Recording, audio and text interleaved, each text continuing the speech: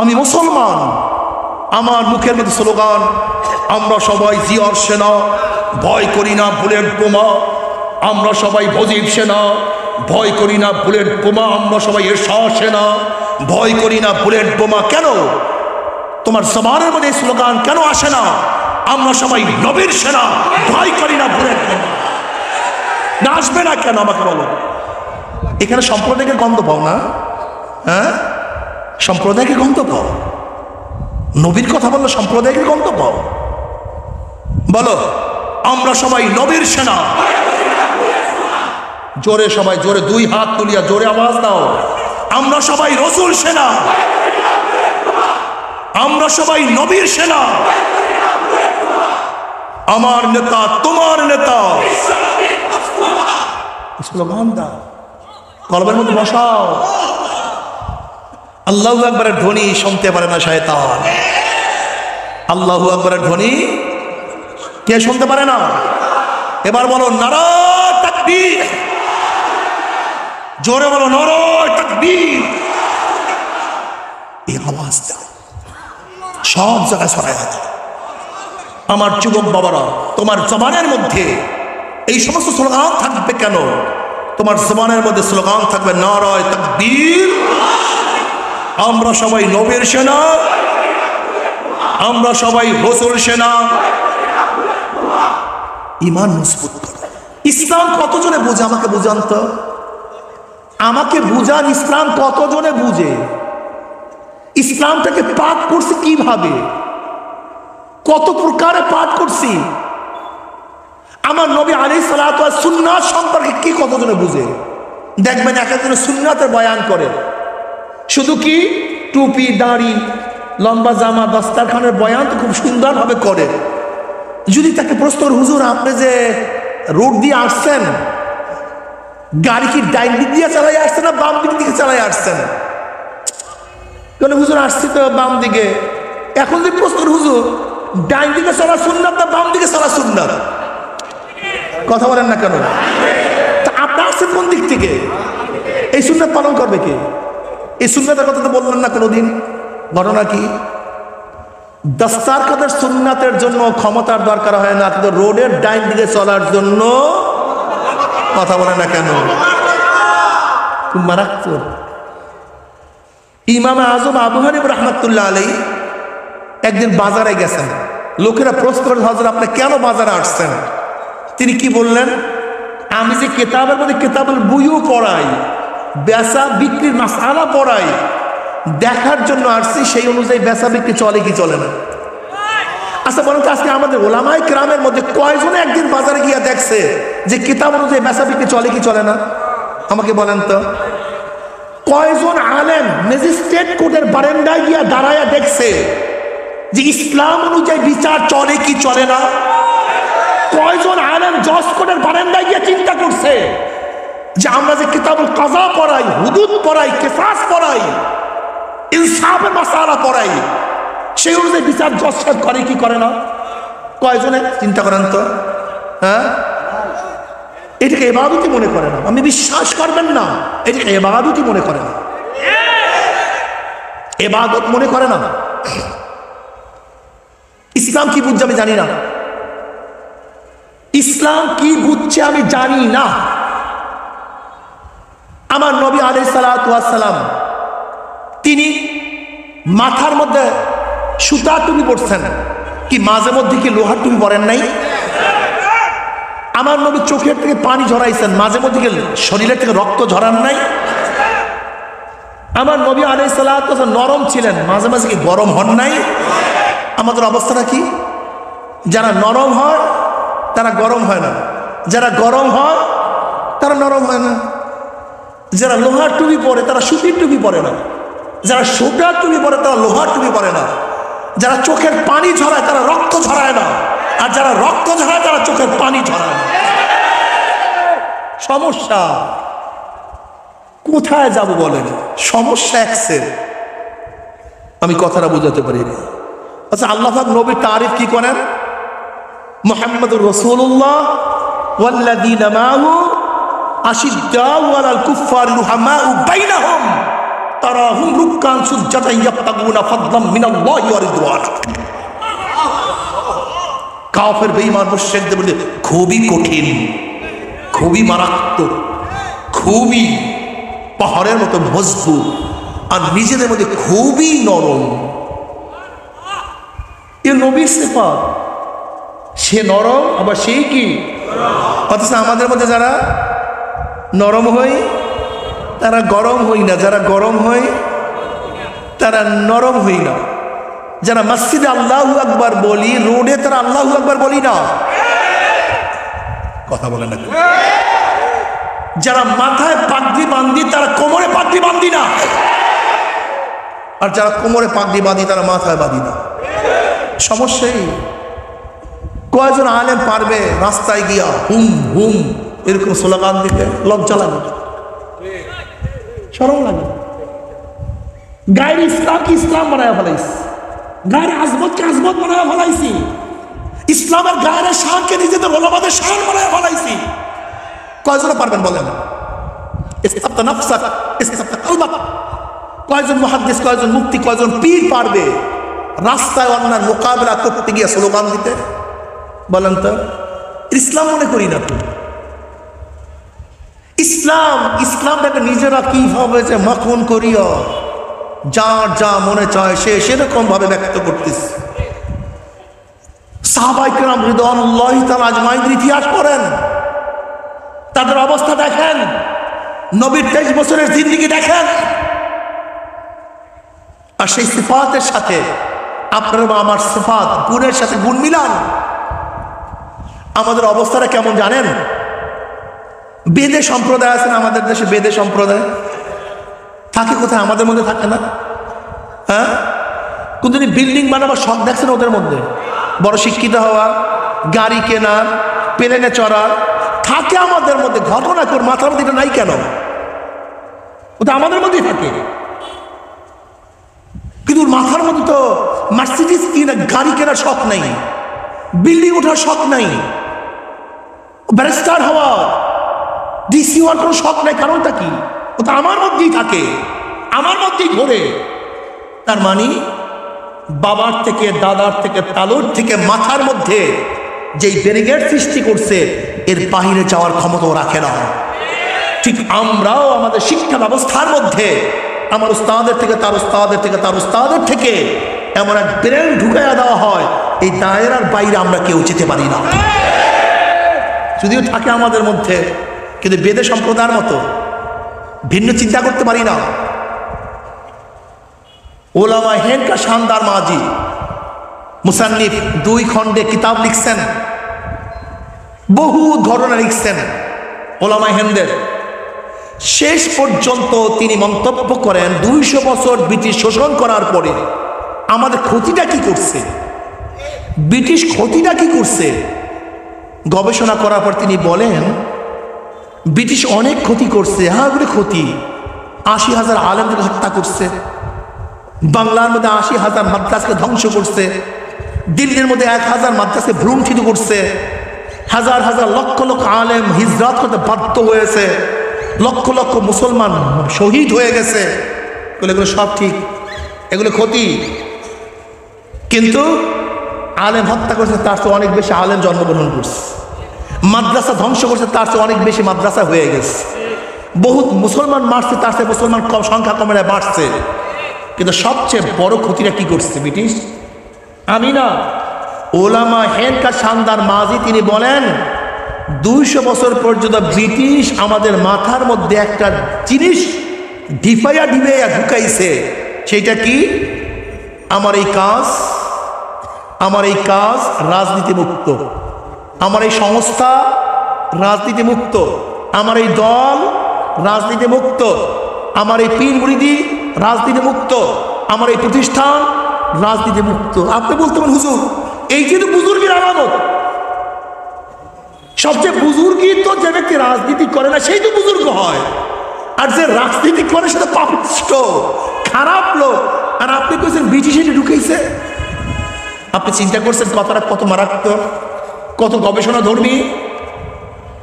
আচ্ছা বলেন তো, যারা রাজনীতি যুক্ত হয় তারা ক্ষমতায় যায়, আর যারা রাজনীতি মুক্ত হয় তারা কি হয়? গোলাম হয়। কথা বলেন না কেন?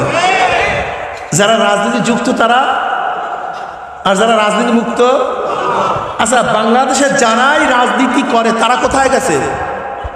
কথা বলেন না কেন? আর যারা রাজনীতি করে না, কথা বলেন না কেন? তাই তুমি রাজনীতি মুক্ত, তোমার গলার মধ্যে তুমি গোলামীর জিনজির পড়াইছ, আর রাজনীতি যুক্ত ও তোমার মালিক হয়ে গেছে। তার মানে তোমার নিজের গলার মধ্যে তুমি গোলামীর একটা জিনজির পড়াই না। যা গোলামের বাচ্চা, গোলাম। আমরা ব্রিটিশরা মালিক, আর তুই গোলামি কর। আমি সিংহাসনে থাকবো, আর তুই আমার পায়ের নিচে বসিয়া জীবনভর তোল মর্দন করবি। তুই রাজনীতি মুক্ত। ওই বেদেদের মতো তোর মাথার মধ্যে যা ঢুকাইয়া দিছি, এর বাহিরে এটার ক্ষমতা নাই। গোলামের বাচ্চা, গোলাম। গায়ের ইবাদতকে ইবাদত বানায় ফেলাইস, গায়ের দিনকে দিন বানায় ফেলাইস। যারা রাজনীতির যুক্ত, আজকে হোক কালকে হোক, 100 বছর 500 বছর 1000 বছর পরে সে একদিন ইসলাম প্রতিষ্ঠা করার জন্য ক্ষমতায় যাবে। আর যারা রাজনীতি মুক্ত 1 কোটি বছরও তারা ক্ষমতায় যেতে পারবে। গোলামের জিনজির পড়াই দিছি তো, গোলামের জিনজির। আর বুজুর্গি মনে করছে এটা। অথচ গোটা নবীদের শ্রেষ্ঠ নবী জনাবে মুহাম্মদ রাসূলুল্লাহ সাল্লাল্লাহু আলাইহি ওয়াসাল্লাম, গোটা নবীদের পরে প্রথম মর্যাদা আবু বকর রাদিয়াল্লাহু তাআলা আনহু, দ্বিতীয় মর্যাদা ওমর ইবনে খাত্তাব রাদিয়াল্লাহু তাআলা আনহু, তৃতীয় মর্যাদা উসমান গনি রাদিয়াল্লাহু তাআলা আনহু, চতুর্থ হযরত আলী মুর্তজা রাদিয়াল্লাহু তাআলা আনহু। এই 500 জন দেশের প্রধান ছিলেন কে? ছিলেন না? তারা আল্লাহর ওলি হলি কিভাবে? তারা তো দেশের প্রধান, ক্ষমতায় ছিল। বলো এরা আল্লাহর ওলি না? তুমি আল্লাহর ওলি? বলো এরা আল্লাহর ওলি না? আল্লাহর ওলি তুমি। আল্লাহর ওলি কি জিনিস তাই তো তুমি জানো না। সমস্যা তো এই, তুমি ইসলাম সম্পর্কে কিছুই জানো না। আমি কথাটা বুঝাতে পারছি? এর জন্য মূল জায়গায় আসেন, মূল পয়েন্ট মাথার মধ্যে নেন। আমি মুসলমান, আমার দৃষ্টি শক্তি সব কিছু চিন্তা ভাবনা ইসলাম কেন্দ্রিক হওয়া চাই। আমি অনেক সময় উদাহরণ দিই। ধরে নেন আওয়ামী লীগের স্টেজ কার? আওয়ামী লীগের স্টেজ 59 মিনিট 50 সেকেন্ড। কয় মিনিট? 59 minute 50 second. সেখানে শেখ সাহেবের, বর্তমান প্রাইম মিনিস্টারের প্রশংসা চলছে। মাত্র 10 সেকেন্ড বিএনপির জিয়াউর রহমানের প্রশংসা চলছে। কোনো ক্ষতি আছে? মাত্র 10 সেকেন্ড। স্ত্রী তো স্বামীর প্রশংসা 59 মিনিট 50 সেকেন্ড করছে। কাজী 10 সেকেন্ড বাহিরের ওই যুবক ছেলেটার একটু প্রশংসা করতে স্ত্রী, কোনো ক্ষতি আছে? আবার বিএনপির স্টেজে 59 মিনিট 50 সেকেন্ড তো জিয়াউর রহমান সাহেবের বিএনপির প্রশংসা চলছে, 10 সেকেন্ড আওয়ামী লীগ বা শেখ সাহেবের প্রশংসা চলছে, কোনো ক্ষতি আছে? কি বুঝলেন এই কথার দ্বারা? স্টেজ যার প্রথম থেকে শেষ পর্যন্ত তারই। হ্যাঁ, যদি মাঝখানে অন্য কার হয়ে যায়, আমি একজন মুসলমান, আমি একজন বালেগ হওয়ার পর থেকে মৃত্যুর আগ পর্যন্ত এই মুখের মধ্যে আল্লাহ আল্লাহর রসুল যা পছন্দ করে তার বাহিরে কার প্রশংসা চলতে পারবে না। 1 সেকেন্ডের জন্য অন্য প্রশংসা করছো।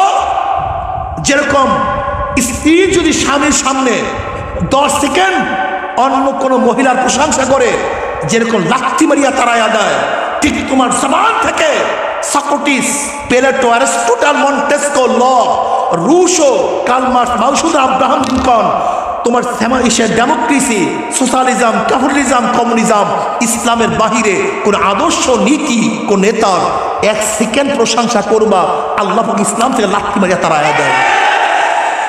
জোর করে আসলে আল্লাহর জান্নাতে ঢুকবা, জোর কইরা? এটা কি পাইছো নাকি? সেনাপতি পাইছো নাকি? হ্যাঁ, জোর করে ঢুকবা আল্লাহর ইসে জান্নাতের মধ্যে? হ্যাঁ, কি রাগটা করছেন নাকি? আপনি কি করতেছেন? আপনি কার প্রশংসা করতেছেন? আপনার অন্তরের মধ্যে কার মহাব্বত? দেখেন তো কার মহাব্বত। তা আল্লাহর মহাব্বত হলে আল্লাহর হুকুম পালন করার জন্য চেষ্টা করেন না কেন? সেই আইন বাস্তবায়ন করার জন্য সাধনা করেন না কেন? আল্লাহর মহাব্বত না?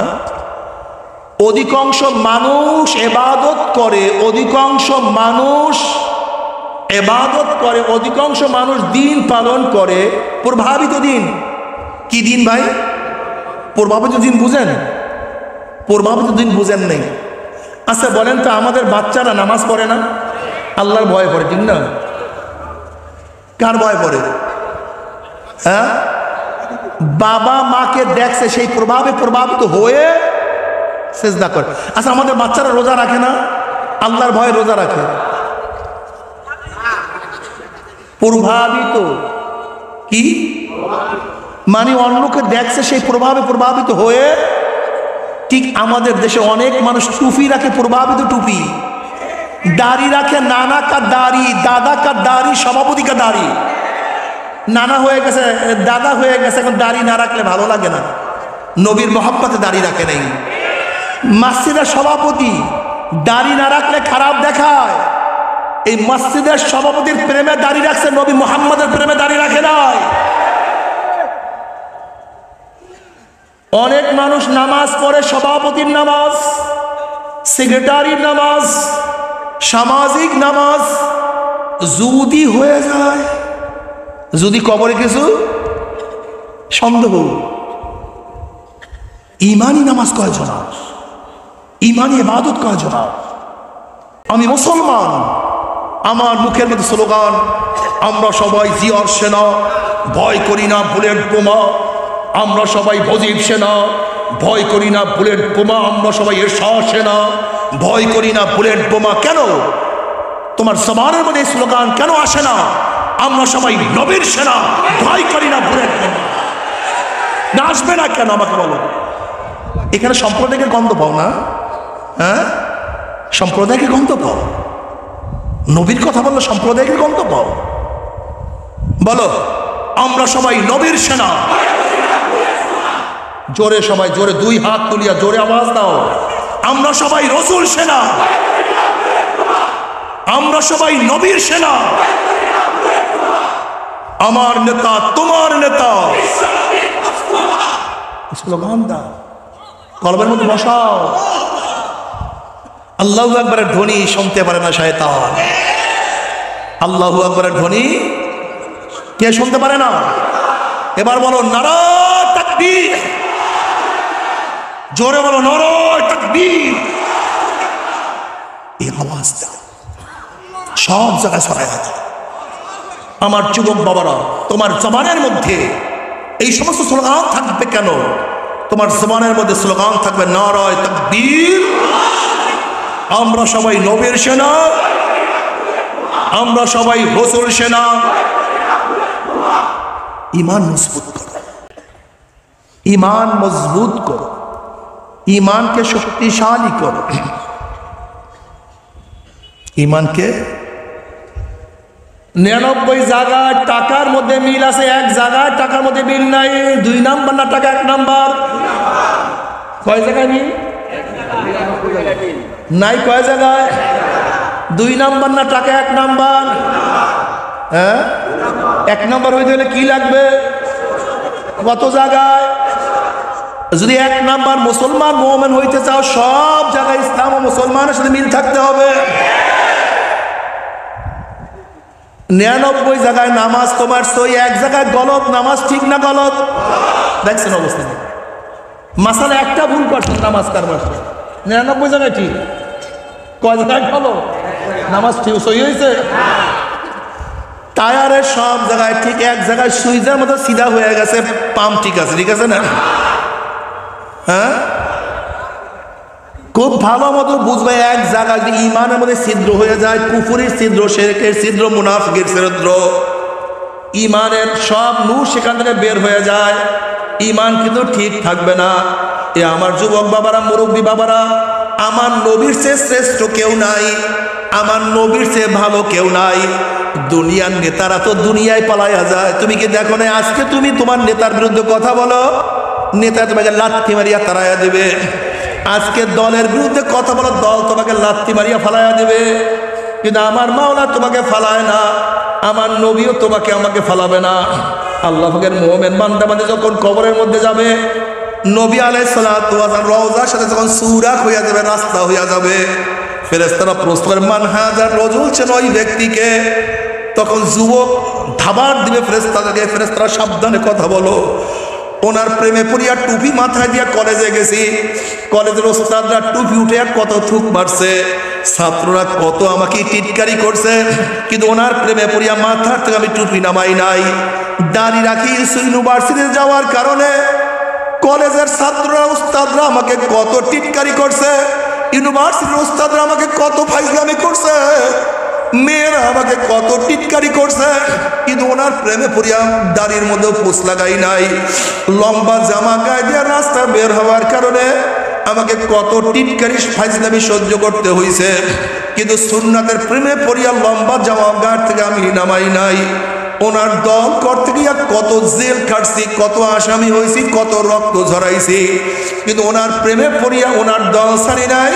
ওনাকে নেতা মানতে গিয়া দুনিয়া থেকে আমি বিদায় হয়ে গেছি, তারপর ওনার নেতৃত্বকে বাদ দিয়ে অন্য কাউকে নেতা মানি নাই। ও যে আমার নবী জনাব মুহাম্মদ রাসূলুল্লাহ সাল্লাল্লাহু আলাইহি ওয়াসাল্লাম, উনি আমার মাওলার ডাক দিল সাদাকা দি, আমার বান্দা সত্য কথা বলছে, ওয়া ফুজুল ফরাশা মিনাল জান্নাহ ওয়া বিসু মিনাল জান্নাহ। এই ফেরেশতার বান্দা বান্দির গায়ের মধ্যে জান্নাতের পোশাক লাগাইয়া দে, জান্নাতের বিছানা বিছাইয়া দে, জান্নাতের নাজ নিয়ামতের গোটা কবরটাকে ভরিয়া দে। আল্লাহ তুমি কবুল করিয়া নাও। কিয়ামতের ময়দানে মুমিন মুত্তাকিনরা উঠবে, জনাব মুহাম্মদ রাসূলুল্লাহ সাল্লাল্লাহু আলাইহি ওয়াসাল্লাম ডাকিয়া ডাকিয়া নিজের হাত মোবারকে হাউজে কাউসারের পানি পান করাইয়া দিবে।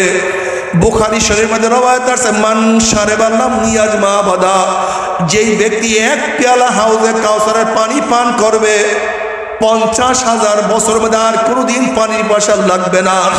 আল্লাহ তুমি কবুল করিয়া নাও। নবী আলাইহিস সালাতু ওয়াস সালাম পুসরাদের কিনারায় দাঁড়ানো থাকবে, তার উম্মতরা পাড়ি দিয়ে আমার মাওলার জান্নাতে চলিয়া যাবে। আল্লাহ তুমি কবুল করিয়া নাও। সাহাবায়ে কেরাম রিদওয়ানুল্লাহি তাআলা আজমাইন প্রশ্ন, ইয়া নবী আল্লাহ, ইয়া রাসূলুল্লাহ, কিয়ামতের ময়দানে কোটি কোটি মানুষ উঠবে, ওই কিয়ামতের ময়দানে আপনি আমাদেরকে কিভাবে চিনবেন? নবী আলাইহিস সালাতু ওয়াস সালাম বলেন, আমার সাহাবারা, লক্ষ লক্ষ ঘোড়ার মধ্যে কোন ঘোড়ার দিক কপাল সাদা থাকে, পাগুলি সাদা থাকে, তাকে বের করতে কোনো অসুবিধা হয় নাকি? সাহাবারা বলে, ইয়া নবী আল্লাহ, না, তাকে বের করতে কোনো অসুবিধা হয় না।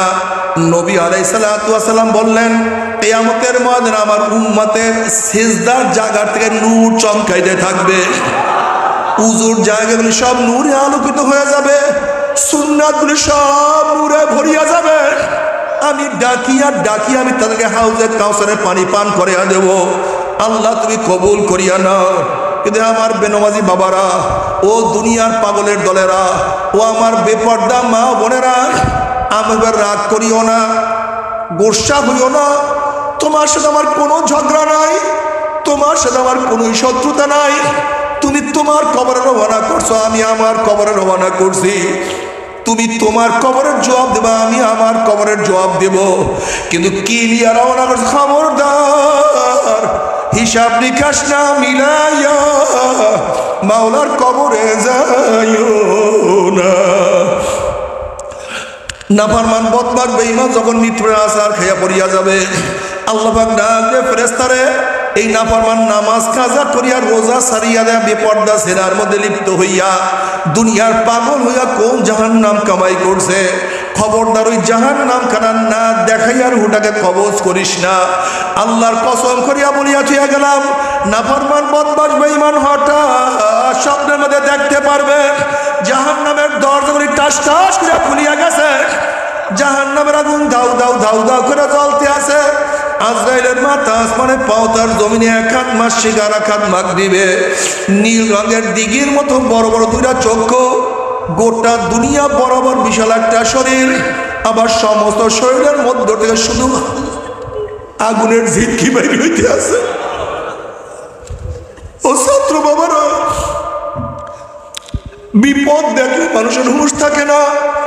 তুমি কি দেখো না, ঢাকা 22 তলা বিল্ডিং আছে, আগুন লাগছে, মানুষ বাঁচার জন্য 22 তলার উপর থেকে লাফ মারছে। হুশ নাই যে 22 তলার উপর থেকে লাফ দিয়ে বাঁচা যায় না।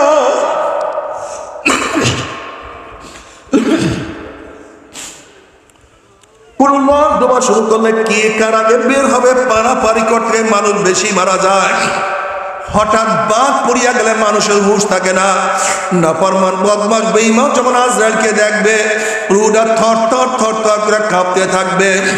আজরাইল আলাইহিসসালাতু ওয়াস সালামের দিকে রুহটা করুণ দৃষ্টিতে তাকাইয়া থাকবে।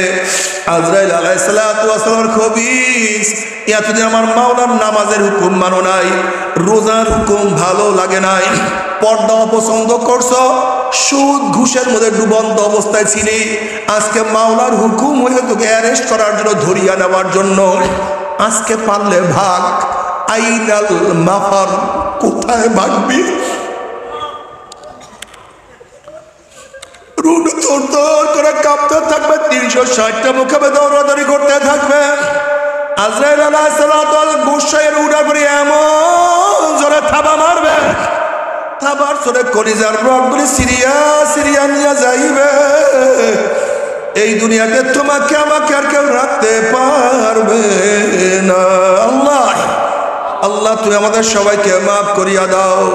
বাবারে দুনিয়ার খেলা শেষ হয়ে গেল, জায়গা জায়গা থেকে ঠিকই আছে, টাকা পয়সার কোনো অভাব নাই, গাড়ি বাড়ির কোনো অভাব নাই, কিন্তু যেরকম বিদেশে মাল পাঠাবার জন্য মালকে প্যাকেট করা হয়, ঠিক তদ্রূপ তোমাকে আমাকে চিরদিনের জন্য কবরে পাঠাবার জন্য 3টা কাপড় দিয়ে প্যাকেট করা শুরু হয়ে যাবে। বাবারে 2 দিন আগে 2 দিন পরে প্যাকেট কিন্তু একদিন হইতেই হবে। এ আমার ছাত্র বাবারা, তোমরা ভাবছো হুজুর আমরা অল্প বয়স, আমাদের তো আরো অনেক সময় আছে। বাবারে তুমি কি দেখো নাই বুয়েটের একটা ছাত্র 5 দিন আজকে দুনিয়াতে নাই, 2 দিন আগে 3 দিন আগে দুনিয়া থেকে বিদায় হয়ে গেছে। তুমি কি দেখো নাই 10-এর কত ছেলেরা দুনিয়া থেকে বিদায় হয়ে গেছে। এ আমার 9-এর ছাত্র বাবারা, তুমি কি দেখো না 8-এর কত ছেলেরা দুনিয়া থেকে বিদায় হয়ে গেছে। ও বাবা তুমি কি দেখো না তোমার কাঁধের মধ্যে তোমার সন্তানের লাশ উঠিয়া গেছে। ও দাদা হো নানা, তুমি কি দেখো নাই তোমার সামনে তোমার নাতির লাশ হাজির হয়ে গেছে। এ বড় ভাই তুমি কি দেখো না তোমার ছোট ভাইয়ের জন্য কবর খনন করা হয়ে গেছে।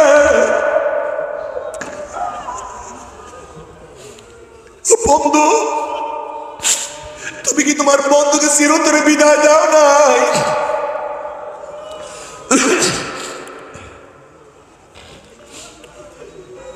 বাবার আসার সিরিয়াল আছে, যাওয়ার কোনো সিরিয়াল নাই।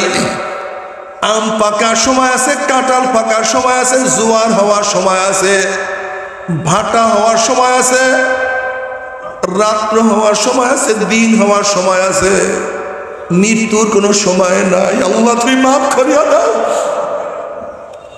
ও আমার জ্ঞানী বাবারা, ও জ্ঞানী মা বোনেরা,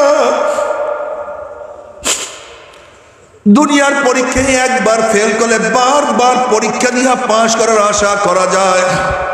আজকে দুনিয়ার ব্যবসায় একবার লস খেলে বারবার ব্যবসা করিয়া লাভ করার আশা করা যায়। আজকে দুনিয়ার মামলায় ম্যাজিস্ট্রেট করে হারলে জজ করে আপিল করিয়া, জজ করে হারলে হাইকোর্টে আপিল করিয়া, হাইকোর্টে হারলে সুপ্রিম কোর্টে আপিল করিয়া যে তার আশা করা যায়। কিন্তু খোদা না খাস্তা, খোদা না খাস্তা, খোদা না খাস্তা, মওয়াতের মামলায়, কিয়ামতের মামলায়, ওই মিজান পুলসরাতের মামলায় যদি একবার স্লিপ কাটিয়া যায় আর তো দ্বিতীয়বার আপিল করা যাবে না।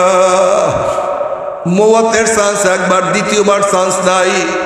কবরে যাওয়ার চান্স একবার, দ্বিতীয়বার আর কোনো চান্স নাই রে বাবা। কবরে যাওয়ার পরে নবী আলাইহিস সালাতু ওয়াস সালাম রওজার সাথে যখন সুরাক হইয়া যাবে, রাস্তা হইয়া যাবে, ফেরেশতারা বলবে মান হাজার রজুল, চেন ওই ব্যক্তিকে। নাফরমান দেখবেন নবীর মাথার সাথে নাফরমানের মাথার মিল নাই, নবীর চেহারার সাথে নাফরমানের চেহারার মিল নাই, নবীর পোশাকের সাথে নাফরমানের পোশাকের মিল নাই, নবীর নীতি আদর্শের সাথে নাফরমানের নীতি আদর্শের মিল নাই, নবীর দলের সাথেও দলের কোনো মিল নাই, নবীর সাথেও নেতার কোনো মিল নাই। তখন এই নাফরমান আমার নবীকে চিনতে পারবে না। নাফরমান বলবে হা হা লাদিরি, হ্যাঁ হ্যাঁ লাদরি, আমি ওনাকে চিনি না, ওনার সাথে আমার সম্পর্ক নাই। অমনি আমার মাওলার ডাক দিয়া কাযাবাতুল্লাহ, আমার দুশমন মিথ্যা কথা বলছে, এ কবরের মাটি চাপতে, অমনি কবরের দুই পাশের মাটি এত জোরে চাপ মারবে, চাপে চলে এক পাঁজরের হাড্ডি আনা পাঁজরে লাগাইয়া ফেলাইবে। এ ফেরেশতারা কবরের মধ্যে আগুন ধরাইয়া দে, অমনি গোটা কবরটা আগুনে ভরিয়া যাবে।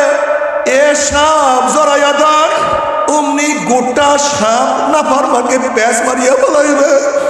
আল্লাহ তুমি আমাদের মাফ করিয়া দাও, বাবারে সহ্য করতে পারবি? ওই আযাব তো কেউ সহ্য করতে পারবো না। বাবার এবার কিয়ামতের ময়দান, নবী আলাইহিস সালাতু ওয়াস সালাম সবাইকে ডাকবে, আয় আমার উম্মতরা আয়, আমি তোদেরকে এক পেয়ালা হাউজে কাউসারের পানি পান করাইয়া দেব। 50,000 বছরের মধ্যে আর পানির পেশা লাগবে না। সবাই গেটের মধ্যে ঢোকার জন্য চেষ্টা করবে, ফেরেশতারা একদম মানুষকে আটকাইয়া ফেলাইবে। আল্লাহ তুমি মাফ করিয়া দিও।